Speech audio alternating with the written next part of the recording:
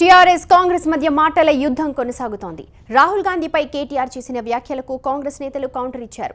కేటీఆర్ నోరు అదుపులో పెట్టుకుని మాట్లాడాలని సీఎల్పీ ఉపనేత జీవన్ రెడ్డి హెచ్చరించారు.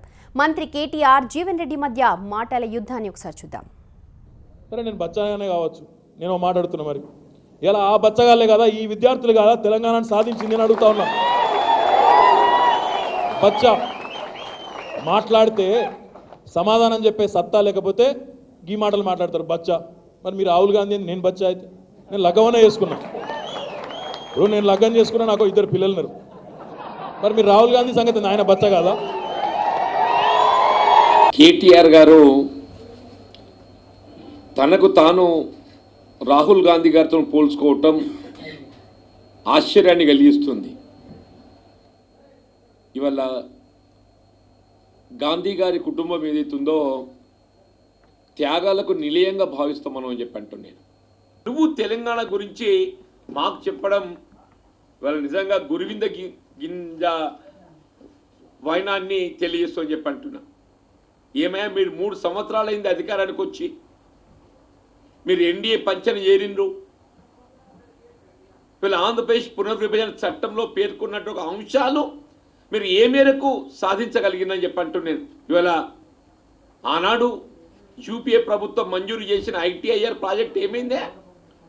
అసలు ఐటీఐఆర్ ప్రాజెక్టు మీ ఆలోచనలో ఉన్నదా? తెలంగాణకు నెంబర్ 1 శత్రువు ఈరోజు కాదు, ఏ రోజైనా మొదటి నుంచి తెలంగాణకు నెంబర్ 1 శత్రువు ఎవరంటే కాంగ్రెస్ పార్టీ. ఎందుకు అది అంటే తెలంగాణను బలవంతంగా ఇష్టం లేకపోయినా, ఈ ప్రాంత ప్రజలకు ఇష్టం లేకపోయినా బల్మీటికి ఆ రోజు బలవంతంగా పెళ్లి చేసింది. ఆంధ్రను తెలంగాణను ప్రజల అభిప్రాయానికి విరుద్ధంగా కలిపింది కాంగ్రెస్ పార్టీ.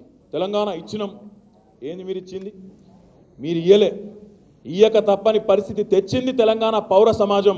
ఇయ్యకపోతే ఈ బలగొడతాం, ఇయ్యకపోతే ఈ చింతపండు అవుతుందని ఆనాడు ఒక హెచ్చరిక చేస్తే విధి లేని పరిస్థితుల్లో రాజకీయంగా ఇట్లనే 4 సీట్లు వస్తాయేమోనని ఒక ఆయన అంటాడు, ఆంధ్రాలో చంపుకున్నాం మా పార్టీని, చంపుకొని మీకు తెలంగాణ ఇచ్చినాం.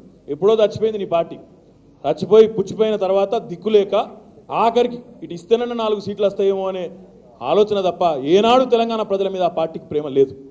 కాంగ్రెస్ పార్టీ ఆనాడు ఈనాడు తెలంగాణకు వ్యతిరేకం చెప్పని పేర్కొంటే మరి ఈయన చరిత్ర తెలిసి మాట్లాడుతుండా, తెలియక మాట్లాడుతుండా?